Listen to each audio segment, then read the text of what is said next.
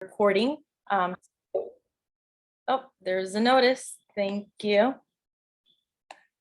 So today's topic is mental health. So as you all saw our flyer, let's talk mental health. I think it's really, really important for us to have this conversation. The reason why we created this is because Nev Best, which is one of our funders, they did a needs assessment for the community. And the community shared that they wanted to learn more about mental health and just being able to access resources and education around that. And so that's why we are here and putting on part one of a two-part series on mental health. And I'll share a little bit more about that. Again, this is put on by Her Vagabond Roots. We are a nonprofit founded in 2017 or 18 is when we became a 501c3. And we are an organization that supports and empowers BIPOC women in academia and beyond by increasing access, supporting retention, and celebrating their resiliency by way of workshops like this one. We also have a few others on financial resources and college applications. And then we also support BIPOC women with scholarships. So HVBR also houses the Vagas with Degrees Scholarship Foundation, which financially empowers BIPOC women by providing scholarships and financial resources to support their academic endeavors. And if you want to learn more about us, please visit our website at www.hervagabondroots.com. Again, I want to shout out our funders. So this is put on by Nev Best and the LAEP, Los Angeles Education Partnership, and a grant, a social resources grant project, which we've named the Vagando Towards Empowerment. We are going to be focusing on education and mental health series within this grant. We put on 2 education workshops in the fall. One was about applications for colleges, and the second one was about acquiring financial aid for colleges. And then these next 2 workshops will be around mental health. And another part of this grant will also be the fact that we'll be able to grant 21 scholarships, totaling almost $30,000 to people in our community, specifically BIPOC women in our community. So we're really, really excited to be able to give back to our community. When I say our community, I mean the Nev Best area, so the Northeast Valley community in the county of Los Angeles, specifically Sylmar, San Fernando, Pacoima, and Arleta. And so these scholarships will be open to women of color in that area, pursuing degrees in, PhDs, masters, bachelors, undergrad, and community college. So if you know anybody who would be interested in these scholarships, the application is due to open later this year in April, and they will be granted in June. So stay up to date, sign up for our newsletter so that you know when the application will be opening. All right, now it's time for the fun part. I do just want to shout out my colleagues, the board of directors who are here, Jennifer, Edwin, and Vanessa. So lucky to be working together with them, and they've all been working really hard to be putting on this event. So if you all can just give us a wave, I don't know if they can see you, but hello, everybody. All right, now time to introduce our speaker, Crystal Ruiz. So I'm going to share a little bio about her. Crystal Ruiz is a licensed clinical social worker who currently works as an individual psychotherapist. She was born and raised in New York City, where she obtained her bachelor's in psychology from the New School, a master's in social work from Hunter College, where she also obtained a special certification in providing trauma-informed therapies.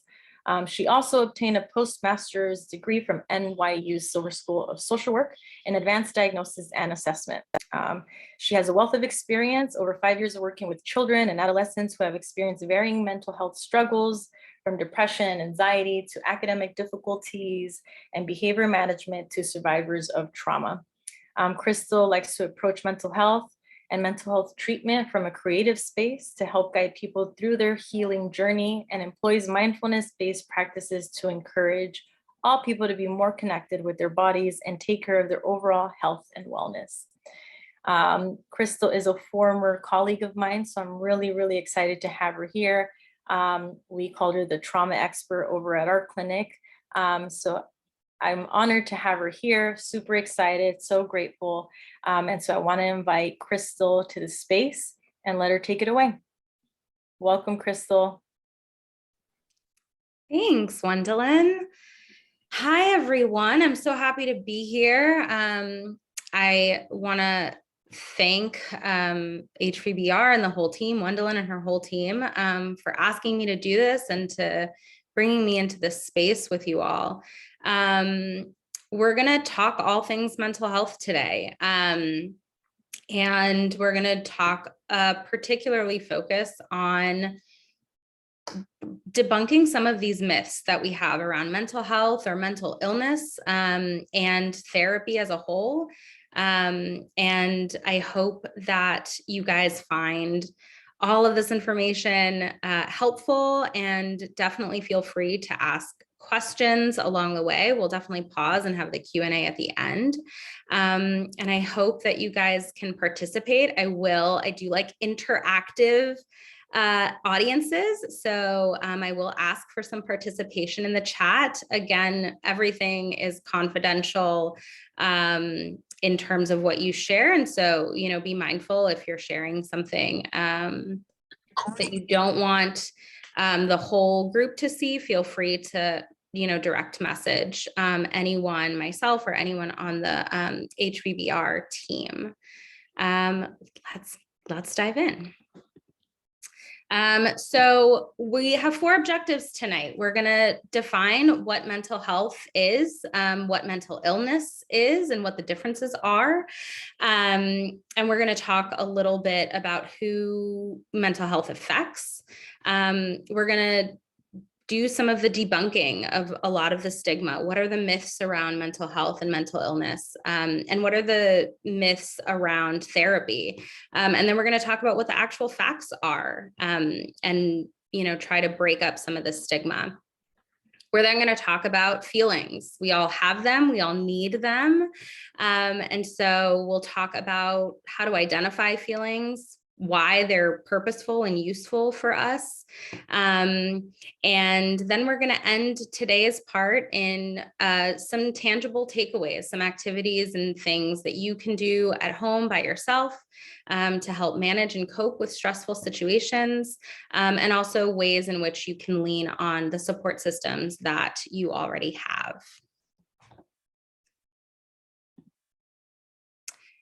So mental health, remember all of that interacting I was telling you guys about? So let's interact. If you can and feel comfortable, throw some words in the chat that come to mind when you hear the words mental health or mental illness. Think about the things that you've heard your tias say, your abuelas say, things that you've heard in the community, any words that come to mind. I'll give you guys a second.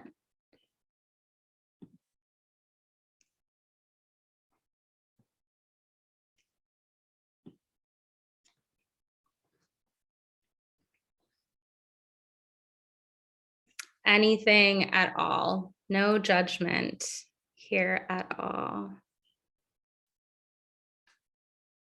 These are awesome.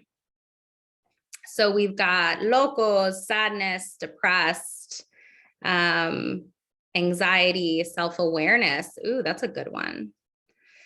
Okay, so what I want you guys to do is keep thinking about these words, and I want you to hold on to all of these words that you hear, all of the phrases that you hear or think about when you hear these words, these phrases, mental health and mental illness.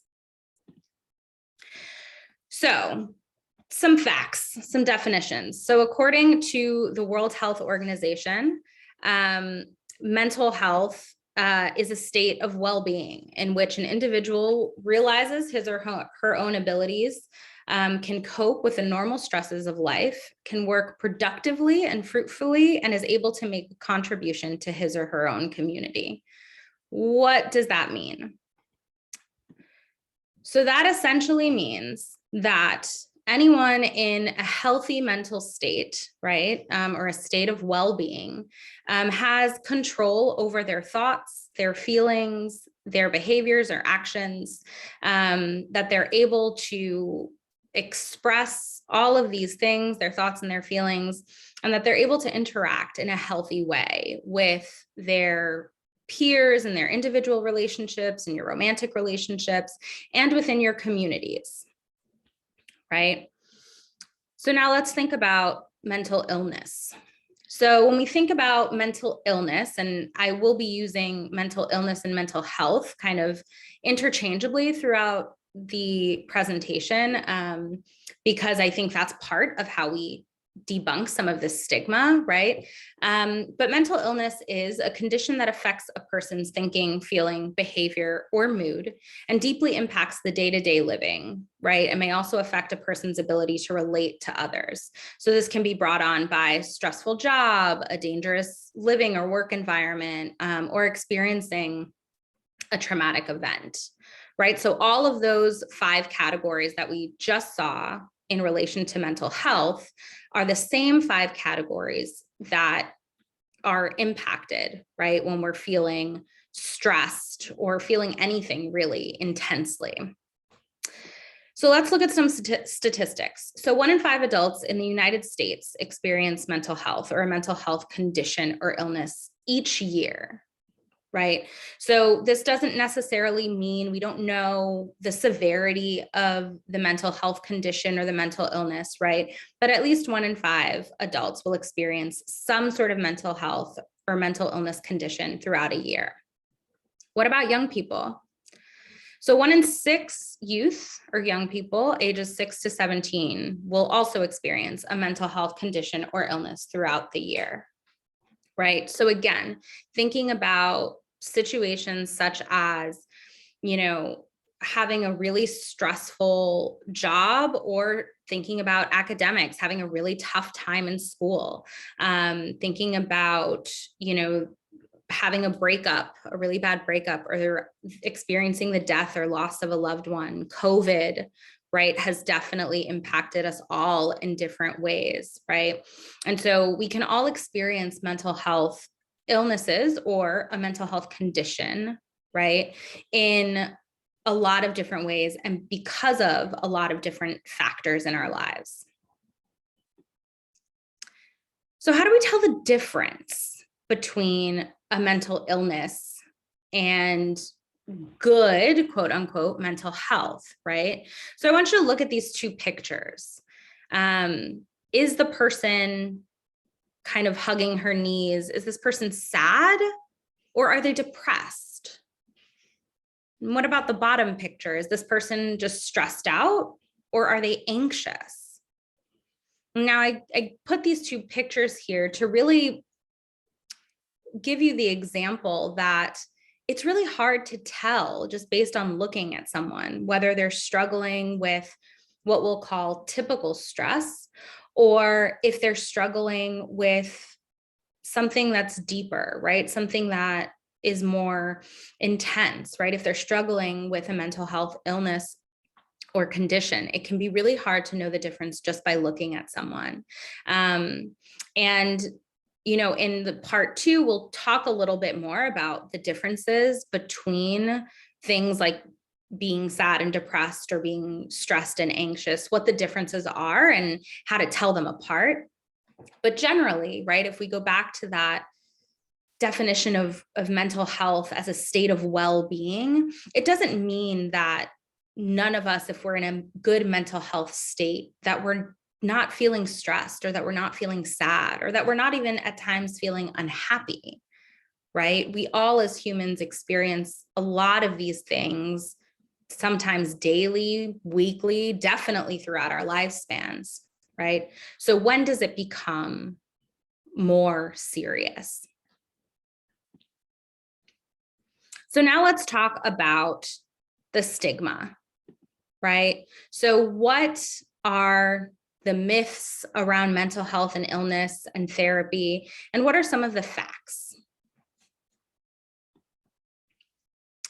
So my favorite myth to hear that I hear so often is that therapy is only for white people. And I'll even add that sometimes we think that therapy is only for rich white people, right? And that's often always followed by this idea that my experience as a person of color, as a Latino, as someone who maybe has very strong religious beliefs or other cultural traditions that are really important to me, can't be understood by a therapist. So the fact is that there are a lot of therapists from all different backgrounds that speak all different languages, that have all different personal practices, that can really create spaces for you, for exactly who you are and what's important to you. The other thing that's important to know is that therapy is for all kinds of people, right? So it doesn't matter what you're experiencing or what you're going through or what your background is or what language you speak. I promise you that there is a therapist out there that can match those needs. And ultimately, and we'll talk about this a little later, but the purpose of therapy is to provide support and a safe space for you. So even if your therapist might look different from you or might have different beliefs, which you may or may not know, it doesn't mean that they can't still provide you that support and safety. So the second myth that I love to talk about, that I love to hear, particularly with younger people, is that therapy is only for people who are crazy. One of you put in the chat early on, right, that when we hear the words mental health or mental illness, we think of los locos, right? And so because of that, we always hear the, right, you're not crazy, so why are you going to therapy, right? But here's the fact, is that we all go to doctors, right? Or most of us go to doctors for physical injuries, right? When we feel sick, when we break a bone, when, God forbid, we're hospitalized, right? We can't deal with or manage through those moments in our lives without a doctor, right? We can't care for ourselves in that way. And so in the same way, when we're struggling with something really stressful, we can't always handle that by ourselves, and we can't always handle that in our own ways. Also, we go to the doctor every year, or you should be going to the doctor every year for your annual physical, right? And we call these wellness checks, we call them checkups, annual physicals, right? And we do this in an effort to make sure every year that our bodies are healthy, that they're on track, that nothing has happened that we're not aware of, right? That we had no knowledge of or consciousness of. And so in the same way that we do yearly checkups for our physical bodies, we should also do checkups for our mental health, right? And we can talk a little bit more about what that looks like. But therapy is a place for everyone, regardless of whether you're someone who is mentally healthy and just going through something in a moment that's really intense, or whether you're someone that's really struggling with something that might be more severe.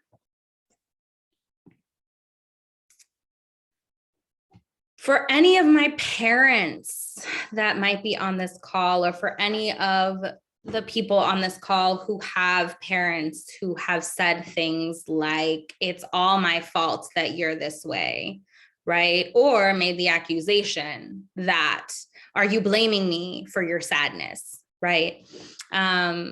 Mental health struggles are not caused by bad parenting. Parents are not to blame for a child's, entirely for a child's mental health struggles or challenges, right? There's so many factors that contribute to a person's mental health struggles, whether it's something more quote unquote typical, right? If we think about breakups, death of a loved one, COVID as something that we're all experiencing right now. There's so many factors that can contribute to someone's struggling with mental health. And so while parents' behaviors, their choices that they make, And even sometimes our parents' own traumas that we might not even know or recognize. All of those things can impact us for sure, but it's not the only thing. And so I want to encourage any of the parents on the calls, any young people or young folk that you've been blaming your parents for all kinds of things. I really want to drive the point home that everyone needs support. And so therapy and the struggles that we all experience every day have multiple factors, and we all experience things in a different way. And so the things that might trigger you might not trigger your parents. And so everyone should be seeking support in their communities or through therapy. So our next myth is you're just sad, you're not depressed, right? Or I'll even add, if folks have heard you're not anxious, it's just a bad day. You just had a bad day. It's not that serious, right? Everyone gets sad from time to time, right? We all have highs and lows. We all have bad days. We all have bad weeks sometimes. Exam times, if you're a student, can be really stressful, and it can seem like every day is just a bad day, right? We all get sad. We all have intense feelings from time to time. But when we think about depression, when we think about anxiety, when we think about those mental health conditions that really impact not just ourselves, but impact everyone around us in some degree, right? Our relationships, the way we operate in our communities. These things are not something that you can just get over or shake off, right? We really need to be able to sit with and process our feelings, have support and be heard. And so it's not something that can be easily brushed to the side.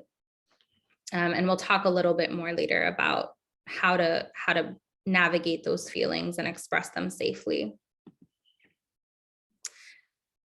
So another myth that I've heard a lot, particularly around folks who want to go to therapy but are afraid, there's this myth and stigma that I can't talk about myself without judgment. My therapist is going to judge me. They're going to know, or they're going to feel like I did something wrong and they're going to shame me for it. Or if I'm struggling with my relationship with my family, with a family member, with my parents, my therapist is going to tell my mom or dad or whoever everything that I've said. So some facts about therapy is that therapy is a safe and confidential space. And if you're going to therapy voluntarily, which means you've made a decision to go to therapy willingly, it's up to you how much or how little you share. And so you could start out sharing very little and feel the vibes of your therapist to see if it's a good, safe space for you. Or you can go all in, right? Either way, therapy is a space that is supposed to be judgment-free. Now, I say supposed to be because I imagine that there might potentially be some of you attending this workshop today that's like, I tried therapy and it was awful. My therapist said something to me that made no sense. She doesn't know, or he doesn't know my life or my experience in this community. Or worse, you've had the experience that a therapist has actually said something that you told them in confidence in front of your parent or family member, or partner. Some people, share things about their romantic relationships in therapy. And so if that's you, if that's your experience, I am incredibly sorry. And I'm here to tell you that that is not the norm. All therapists are trained to provide a safe and supportive space. And it is actually the law that we are not allowed to share anything with anyone outside of that therapy room without your consent. And it's really important, I think, specifically for younger people who are, figuring out themselves or going through the application process for college, in college, and figuring out how to navigate college life, and really at any stage. But in those moments, it's really important to know that therapy is a safe space for you, and that legally, in the same way that your doctor that you go to, your medical physician, isn't allowed to just share your medical information with anyone, therapists are bound by the same law. And so that's really important, I think, for everyone to know. So another myth is that you can never get better from mental illness. So if you're someone that's struggling with a mental illness, so I've talked a little bit about depression and anxiety, that this idea that if I go to therapy, I'm going to be in therapy for the rest of my life. If I start medication, I'm going to be on medication for the rest of my life. And I'm just never going to get better. I'm going to be sick, and broken is another word that I hear a lot from clients, forever. Guys, this isn't true. It's just not true, right? Therapy is not a cure, right? There's no cure for any mental illness or mental health condition, in part because there's so many factors, but also in the same way that we don't have a cure for the common cold. I'm here in New York, and it's super cold, and the weather has been really cold today, but yesterday it was so warm. And so a lot of people are just getting sick with colds because of the change in weather. None of us have control over the weather, right? And so we get a cold, right? And there are things that we do. We get medication. Some people go to a doctor to check themselves out, right? But there's no cure for the common cold. In the same way, mental health is not something that can be cured, but definitely something that you can get support and work through. And so again, reaching out for support in therapy, but also reaching out to family, friends, your community, right? Getting control of your mental health is really what's important. If we think back to that definition of mental health as a state of well-being, right? Where we're in control of our thoughts and feelings and behaviors, right? Where we can have healthy exchanges and conversations with people in our lives, our loved ones, and participate in our community, right? So you can get support, you can regain control. You can treat mental illness with positive thoughts and prayer. I had to read this one verbatim. How many of you have heard from your communities, from your abuelos? I know my abuela has said this to me. Just pray about it. Just pray about it, and everything will get better. Everything will go away, right? Or my favorite, just think happy thoughts, or just don't think the bad thoughts. Don't think that way. Just don't think that way, and it'll be fine. This is a hard one. This is a hard one for me, you guys. I think it's really important to be sensitive to our cultures, our religions, and our traditions. For those of you that grew up in religious households or have really strong cultural traditions that talking about mental health or talking about feelings isn't something that you do in the house, it's really important to hold that and honor that. And so I want to be very clear that I'm not saying that positive thinking and religion or spirituality are not important to healing, because they are. They are so important to your healing if that's part of your life and part of the things that are important to you. But it doesn't mean that it is the only form of treatment.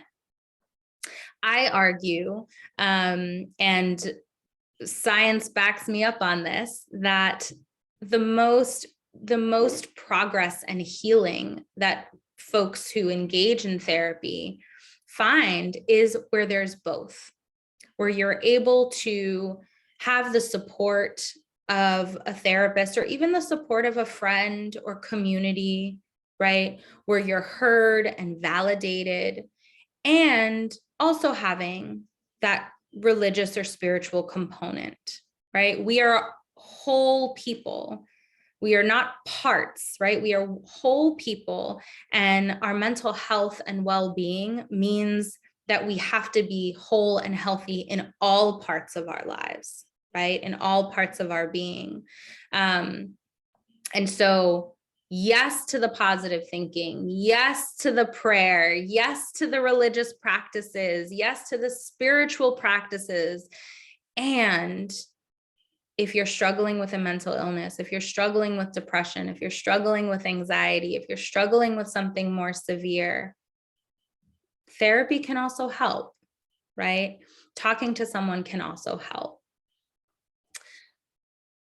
So the last myth that I have around mental health and mental illness specifically is, again, and we talked about this before, is if you feel better, if you start to feel better, if you go to therapy and you start to feel better, then you're cured.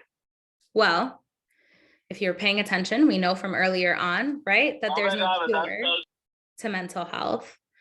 But people do feel better. People do come to therapy and often do feel better after a couple of sessions, right? If someone comes in for, grieving because they've just lost a loved one. I've seen a lot of this with COVID. A lot of people have lost loved ones that they weren't able to say goodbye to, right?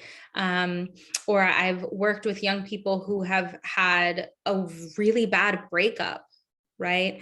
And come into therapy and have the space to talk and process and then start to feel better, right? This doesn't mean that whatever the stress response that you were experiencing, the sadness, that it goes away and never comes back, right? That's what a cure means, is that whatever problem there was goes away and never comes back. That's not true. That's not how feelings work, right? And so while, yes, sometimes after seeking some help and being in therapy, there is this sense of relief and you do start to feel better, I want to be clear that it doesn't mean that those feelings go away and never come back, right? And this is why it's important to do things like have mental health checkups, right? So that you can sustain that relief throughout the rest of your life, right? And so some people, believe it or not, go to therapy for years at a time and then take a break and check in with their therapist maybe once a month or once every couple of months, right? These are the kinds of mental health checkups, right? But they're still coming back. They're still honoring how this space was helpful in their relief. So now let's talk, we're going to talk about some myths about therapy. But before we do that, I had been talking to the team here, and something I've been thinking about for a while in preparing for these workshops is this idea that we all want someone to listen to us.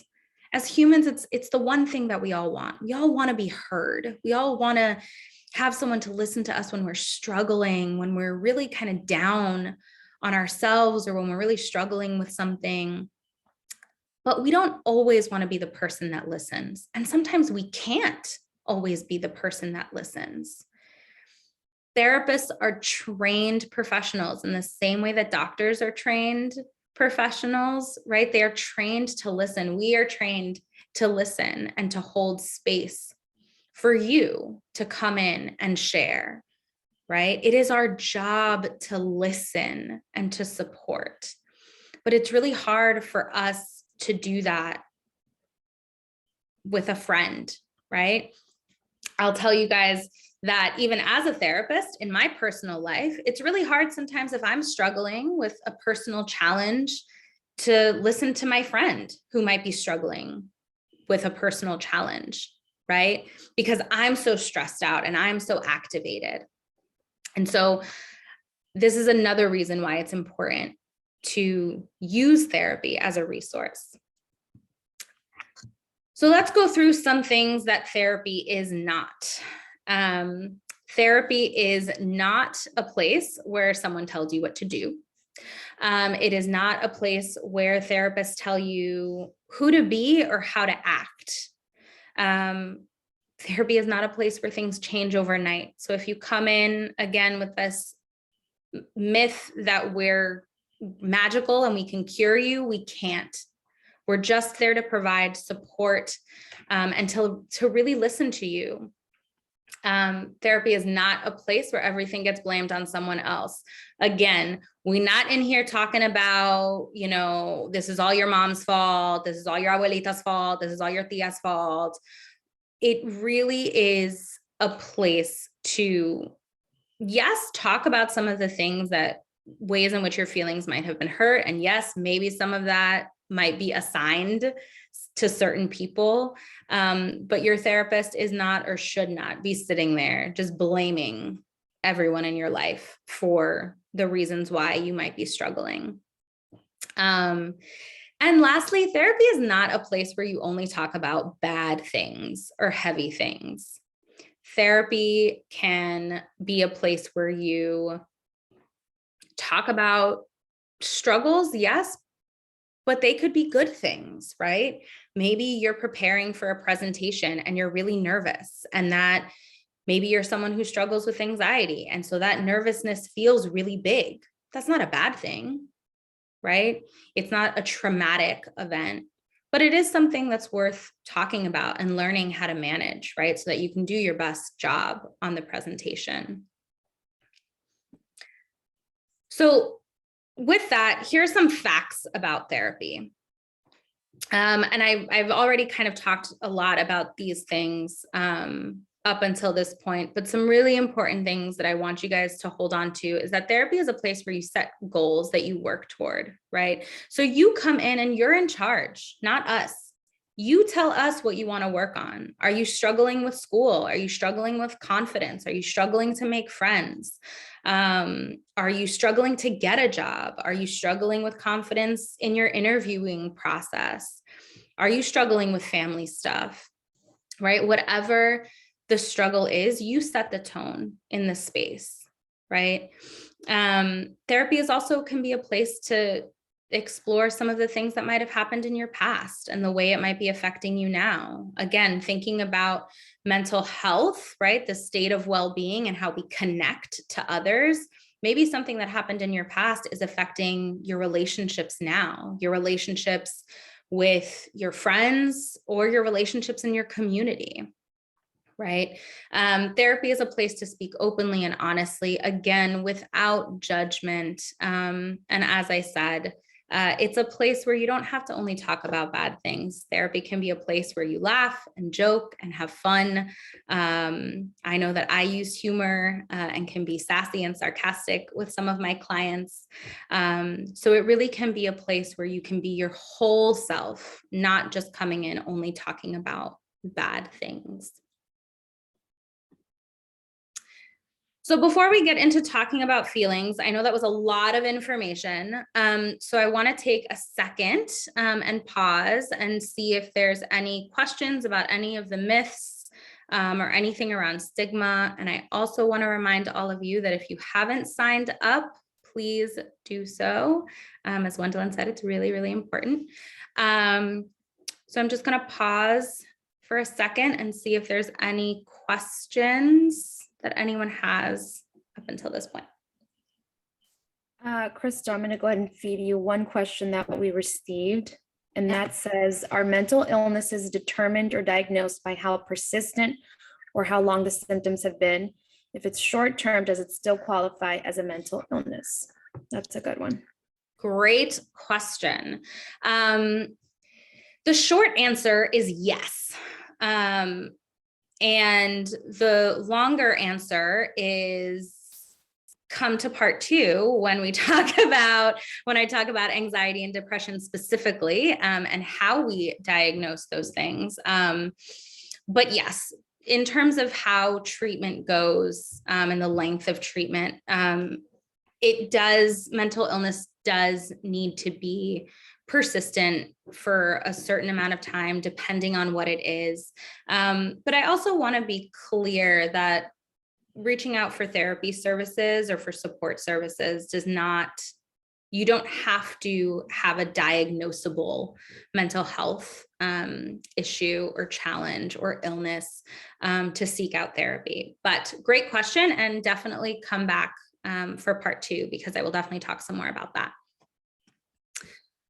Okay, so let's talk about feelings. So again, I'm going to ask you guys to throw in the chat up to 5 feelings that you can remember feeling over the course of this past week. Now, before you just throw in any feeling that comes to the top of your head, I really want you to take a second and think about one feeling that you had that you can remember feeling, right? So the feelings that when you think back on your week, you're like, oh, damn, yeah, I was really pissed off, or I was really upset, or I felt really sad. I want you to be able to not just think about the feeling and the word, but really kind of remember the feeling in your body. Let me give you guys a second to throw some of those in the chat.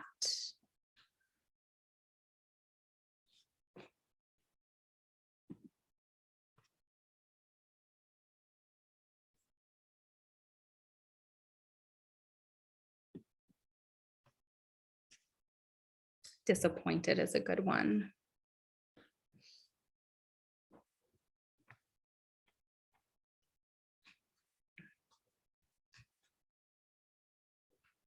Okay, for this, keep throwing your feelings in the chat. I'm gonna move on for the sake of time. And we can go through some of those feelings after if you guys have questions. So we all have so many feelings, right? There's so many feelings, so many ways that we can express ourselves. But how do we know which ones are important or which ones we should be paying attention to regularly? Some of you might say, well, happiness, right? Like feeling happiness or joy is important to pay attention to because we should all strive to be happy, right? Or maybe if you're someone who feels sad a lot, maybe feeling sad is the important emotion to pay attention to figure out how to feel better. The answer is all of them. We need to be paying attention to all of our feelings as we have them, when we have them. And here are some reasons why. So our feelings give us information, not just about ourselves, but about our environments, right? And so we are animals and we have instincts, right? We hear this a lot talked about when we think about fear, right? And our fear response. It's very animalistic and instinctual in that way, right? We make a lot of the same movements and reactions that animals do in the wild when we're feeling fear, right? That like pause and that like shifting of eyes and looking around.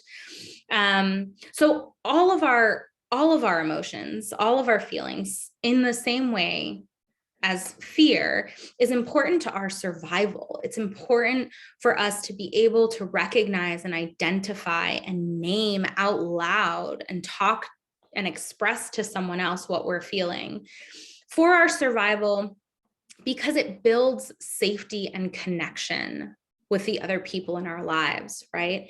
And so we come back to, again, this idea of our relationships and our communities being part of that definition of mental health, right? That mental health and state of well-being.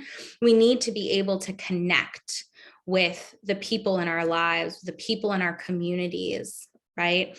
And so being able to identify the feelings that we have and pay attention to them and give them the space that they need, that we need to express them, is really important. And lastly, our feelings help us to make sense and meaning of the world, right? So if we think about a topic that's really important to you, maybe it's, political issues, immigration, LGBTQ issues. Maybe you're really passionate about your religious communities and the things that go on there. Maybe you're really concerned about the environment, right? Our feelings, the way we feel about these things and how we express that feeling, right? How we express our passion or our disappointment or our frustration with things is really important information for us on how we interact with the world around us, right? And what we do with that, right? How do we act and behave in line with those feelings in a safe way? And so our feelings really help us to make sense of the world around us, help us find our purpose. That feeling purposeful helps us to feel really proud, or have the sense of belonging. And all of these things are really important to our mental health.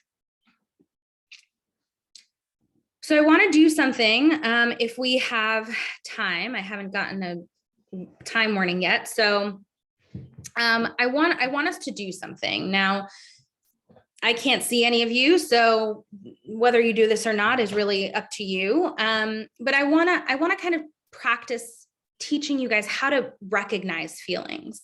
And so something that I think a lot of us have in common is that we all listen to music, whatever kind of music you listen to.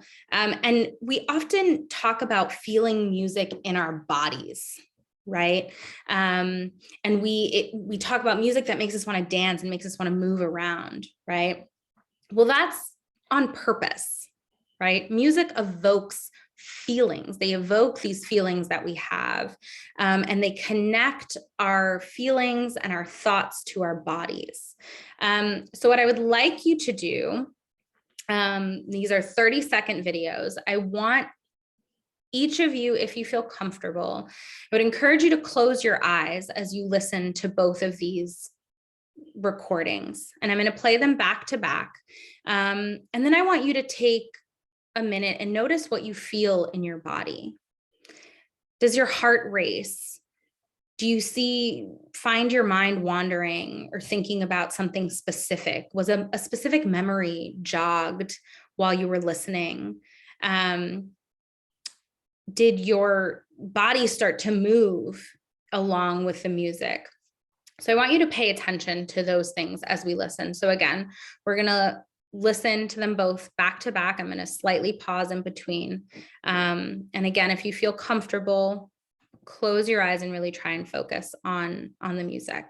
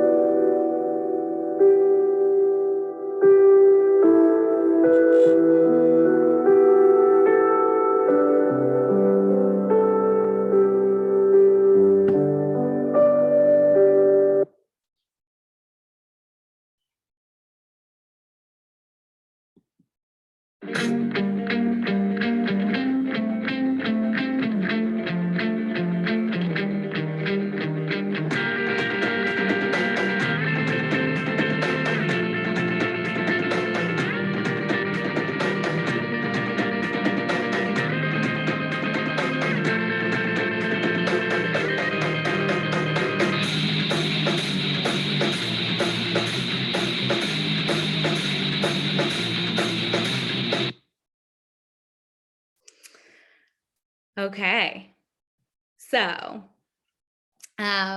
feel free if you want, and I'm happy to kind of go through these later during our Q&A. If you feel comfortable writing into the chat what you noticed, or even just kind of jotting down if you have a piece of paper or if your phone is accessible, and jotting down some things that you noticed feeling in your bodies.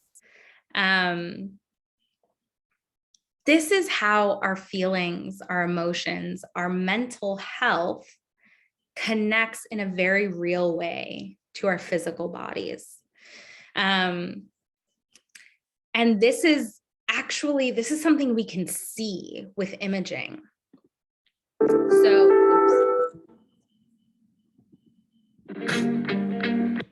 okay, there we go.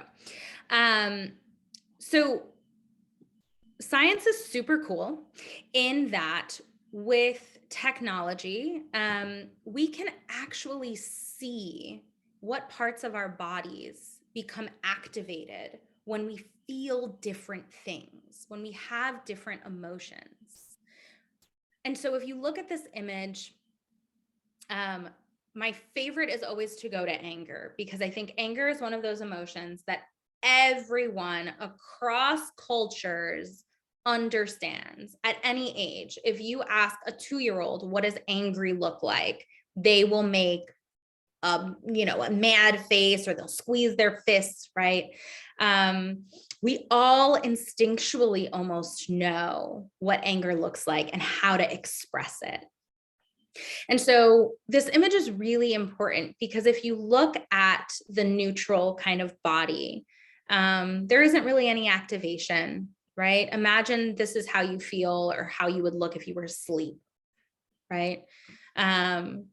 And then we have anger that's activated from about your belly up, right? So your head, your shoulders, your arms, your fists, right? There's a lot of activation in these parts of our body when we feel angry.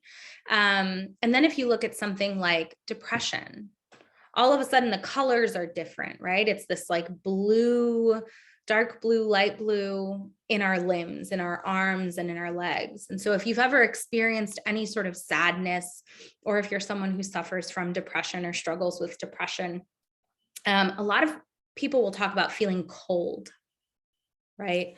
In terms of temperature, versus when they're angry, we talk about feeling really, really hot, right? I'm super blanquita. So like when I get really angry, my face turns red, right? My cheeks get red, my forehead gets red, even my neck will get red, right? And this is about a change in temperature because of blood flow, right? So when we talk about feelings, and we talk about emotions, and we talk about their importance for our survival, think about this image and how our feelings activate different parts of our body. And if we needed to survive, if something was happening to us and we needed to know how to use our bodies, right? Whether to run away, whether to fight, whether to hide, right? We need to know and be connected to the parts of our bodies that work, right? And we'll talk a little bit more about this in the second part, where we kind of do a deeper dive into depression and anxiety and what that looks like in our bodies, and how some mental illnesses or mental health conditions can really kind of paralyze parts of our bodies, right? But even thinking about anger, right? Sometimes we have no control, right? If you think about someone who you've ever seen that's like super angry and has no control and is like just punching at things, right? Because there's all this energy in this part of the body. So lastly, I want to share some things with you guys that you can do right now, that you can take home with you, things that you can practice. And some of these things you probably already do on a daily basis. But my challenge to you is to do these things more intentionally. So let's go through them. So here's some things that you can do on your own. So I would bet that almost all of you listen to music. If you are someone who does not listen to music, I want to know, because I want to know why. But listening to music is a great way to help you manage and regulate some of your feelings when you have them, right? And you can do this in 2 ways. You can match the music that you're listening to what you're feeling, right? So if we were in person, I would ask how many of us have gone through a breakup, whether a friend breakup or romantic breakup, and then listened to like really sad music. I feel like all of our hands would go up, right? That's matching, using music to match your emotion. And what it does is it allows you to kind of sit in that feeling, to sit in that sadness and in that heartbreak and feel it and release it, right? Some of us might cry, some of us might scream, right? But that's how you use music to match your emotion. The other way you can use music is to change how you're feeling, right? So if you're feeling kind of sad or kind of down, maybe you put on music that is really happy or that's upbeat and that makes you want to get up and dance, right? Music that you can't listen to without smiling or maybe, you know, moving your body or doing something a little goofy, right? The other things you can do is with that is move your body, right? And so moving your body can look like lots of different things. It could be dancing, it could be going for a run, it could be going to the gym, it could be practicing some yoga, it could be going for a walk, right? Moving our bodies, as we saw, right? Our bodies hold a lot of our emotions, right? So we don't just feel them in our hearts, as I think we typically think about, and we don't just hold them in our minds, we hold them in our whole bodies. So moving your body can be really helpful to let go of some of that emotion. For those of you that write or like to keep a journal, write out what you're thinking in intense or stressful moments, and even in some of the best moments you have, right? Take some time, jot down your thoughts, right? A lot of what we saw in that image of the activation in our bodies is that a lot of activation tends to be in our head. And a lot of that happens in our thoughts. And so if you can write down your thoughts, if you can scribble out all of the maybe negative things that you're thinking and put it on paper and close that notebook, or if you're doing it on your phone or on a computer, you can write it in an app and then close the app. All of a sudden now you've taken all of that out and put it somewhere else. And you can make an active choice to not kind of hold it in your brain or in your body. The last one is practicing mindfulness. And so this word means a lot of things and can be practiced in a lot of ways, but ultimately it just means to be in the present moment. So do one thing, pick one activity and just focus on it. Maybe that's painting, maybe that's watching Netflix, right? Watching your favorite show on Netflix, but you're doing it mindfully. You're just watching that show. You're not watching the show and scrolling on your phone or talking to someone else or on your computer, right? You're really just kind of focusing and being present in that moment. And what that does is it allows us to, our brains and our bodies, to really just focus on one thing at a time. So we're not kind of doing all of these things. So the last thing that we can do, or the last couple things that we can do, is talk to other people, right? So maybe you're not ready to go to therapy. Maybe you're still not convinced that therapy is something you want to do, or maybe you don't have access to therapy, which all of you have resources, because HVBR is awesome and has a bunch of amazing resources on their page. So go check them out if you would like mental health resources. But we all have parents or family members that we can talk to. We all hopefully have friends or community members that we can talk to.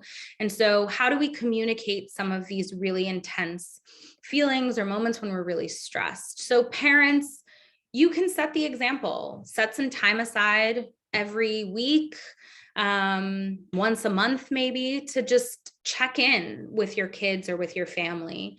Try and talk about some feelings. Just identify one feeling that each of you felt throughout the week, or talk and do an activity. Some of us have families where we don't talk about feelings, right? And so we can't just sit around a table and stare at each other and talk. So do something. Maybe you're cooking with mommy in the kitchen and you're having conversation about your week or about your day. This builds connection and creates trust, and really lets everyone that's in this conversation know that we're all here for each other and we're willing to listen. And for parents, this communicates to your child that you're there and you're going to support them without judgment. For those of us that are talking to friends, sometimes it's hard to talk to friends because our friends have their own opinions about what we're going through and how they can help. Something I really love to encourage clients to do is be very clear with your friend when you're talking to them about going to them with something, an intense emotion or something you're struggling with. Tell them at the beginning, hey, I need to just vent about this issue that I'm going through, or that this thing that I'm struggling with. I don't really want advice. I don't really need help figuring out or solving a problem. I just want to vent. And the reverse is true too. If you're like, I'm really struggling and I don't know what to do, can you help me? Start the conversation there. This way you're going into those conversations and seeking support, and everyone understands what the objective is and what you're going to get out of that conversation.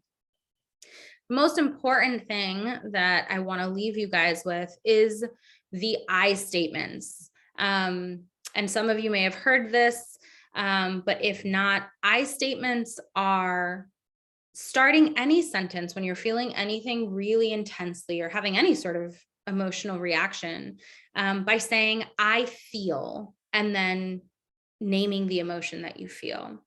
And this is really important when we're talking or approaching someone that we're really upset with or that we're feeling hurt by. It's really important not to place blame or attack someone, right? So if you go to someone, if you go to a friend, or you go to your parents, God forbid, and say, you did this, you didn't do this, and this is how it made me feel, and it's your fault, right? I'm sure everyone had a body reaction of like, oh, that's you're defensive, right? And that's how that happens. So when we feel things intensely, when we feel emotions intensely, particularly things like anger, when our feelings are hurt, or when we're annoyed and frustrated, it's really important to take a breath and to approach the person by saying, I feel hurt, or I'm really confused, or I'm really angry, or I'm really frustrated by this thing that happened, by the fact that there were dishes in the sink, or the garbage wasn't thrown out, or that I didn't get invited to this party, or that you said something really insensitive about my community, right? Because what that does is it changes the tone of the conversation and allows for some space for both you and the person to engage in a healthy conversation that doesn't hopefully lead to yelling and screaming and cursing at each other. So here are some takeaways from today's workshop, things that I think are really important. Mental health and mental health struggles, mental illness, mental health conditions, all of these words and phrases affect everyone to some extent.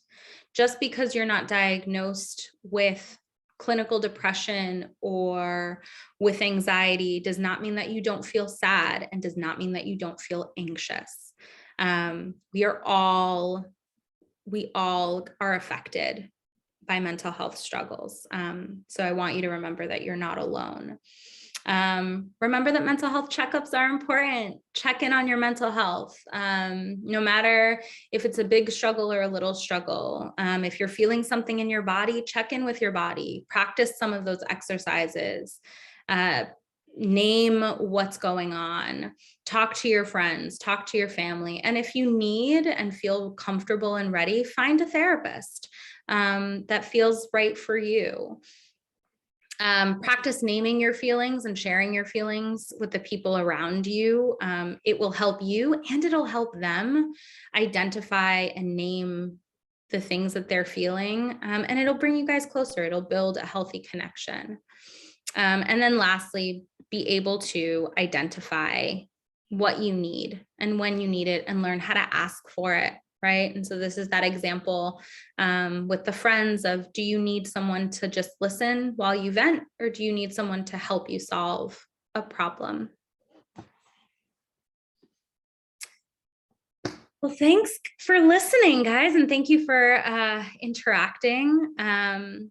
Feel free to reach out to me with any questions. If any questions that don't get answered today, I'll be happy to look through them and answer them in the next part. So please join us for part 2.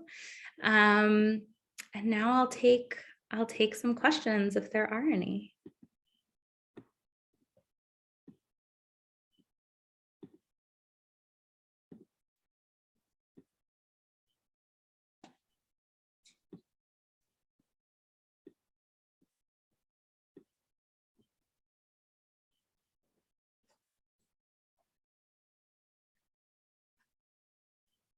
Thank you, Crystal. This was so great. The entire presentation, I think, was just so helpful to kind of learn definitions, to learn about what therapy is, what it isn't, what are emotions, how can we feel it in our body. I think it's really, really helpful and a good foundation for part 2. So everyone who's here, I definitely invite you to come to part 2. Crystal will also be facilitating that. We'll dive deeper into mental illness, specifically depression and anxiety. So if you all have any questions, you can let her know today, or you can always email us or message us the questions and we can get them to her and she can embed them in her workshop. So we do have a raffle, but I want to invite everybody to sign in before we do the raffle. We're going to be choosing the winners from the raffle from the sign-in sheet. So if your name is not on the sign-in sheet, you are not going to be able to win the $50 Target gift card. And we know we love Target. So please sign in. And we'll also, be taking any questions. We're going to give it a minute. Can we also say it in Spanish? So para todos los que están con nosotros que no hablan inglés, por favor tomen un momento para llenar nuestra hoja de registro para entrar a la rifa de nuestra tarjeta de certificado. Ya hemos puesto el enlace en el chat, pero si ocupan ayuda, nomás déjanos saber por si no saben cómo llenar esa forma. All right. I don't think there are any questions, but everyone is saying thank you. They're clapping. They're thanking you for taking the time to being present, to present this information so beautifully. It has been so helpful. So Awesome. I'm so glad. much. Thanks, guys. Well, I hope that everyone joins for part 2. And hopefully if there are any questions or if you think of any questions, we can make sure to answer them next time. All right. Thank you. All right. So we're going to do the raffle now. So stay on if you'd like to be entered into the raffle. Edwin is going to take it away. Yes. Okay, do you want me to share my screen or? Yes, please. I can. Okay, and then I'm just gonna refresh one last time to see if there's anybody else who. Anybody? No, nope. We haven't had any new entries, so I'm gonna share my screen.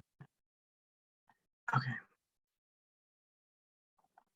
Oh, this is my first time using this app, so cool. Here we go. So the names are in. Click to spin or press control. So I'm just gonna click. All right, our first winner, right? How many winners, Wendy? 3. 3. So the first winner is Erica F. Erica, yes. Okay, so I'm gonna Erica, remove. hey Erica, we'll be emailing you your gift card. Congrats. Thank you for joining. Hope to see you part 2. Yes, thank you. I will be sharing this. This was very informational, especially for Latinos, especially with older generation. I'm doing my best to get my family little by little to go to therapy because a girl can only hear so much. I hear you. Thank you so much. Invite them next time. Thanks for attending. All right, we'll be in touch. Okay, so we're gonna remove her, which betters everybody's chances. So I'm gonna click again. Second winner is, oh, Miss Jessica Villalobos. Woo! Woo! Thank you, guys. We'll be in touch. This means you have to come to the second one too. This is my your God. pass for the second one. All righty. Hope you have a good night. Congratulations. Thank you. All right. And the last winner is The last winner.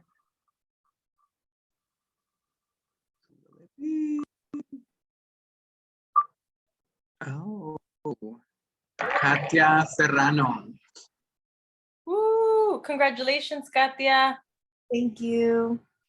We'll be in touch. We'll be sure to send the gift cards over this weekend. So congratulations. Thank you. Thank you for joining. Thank you, Edwin. Of course. Thanks, Crystal, and thanks everyone for attending. We appreciate your support. Yes, please sign up for a newsletter or Instagram or our website for part 2. Thank you, everyone. Have a great night. Stay safe. Great job, Crystal. Bye, everyone. Woo! Thank you, Crystal. Bye. See you all next month. Thanks, guys.